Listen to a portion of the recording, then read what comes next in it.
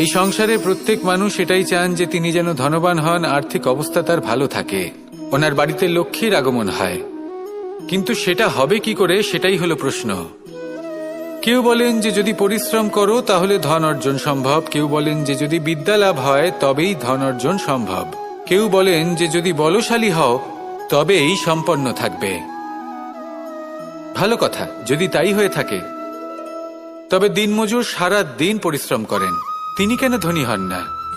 অনেকজন বিদ্বান মানুষ আছেন এই সংসারে, তাঁরা কেন ধনবান হন না? অনেক সংখ্যক বলশালী ব্যক্তি আছেন, তাদের কাছে ধন নেই কেন? তাদের কেন ধনের অভাব হয়? আবার এমনও কিছু মানুষ আছেন যারা পরিশ্রম করেন, তারা দিনমজুর, কিন্তু তারা ধন অর্জন করতে পারেন। কিছু বিদ্বান ব্যক্তি আছেন যাদের কাছে অধিক মাত্রায় ধন রয়েছে, কয়েকজন বলশালী ব্যক্তি রয়েছেন যাদের কাছে ধনের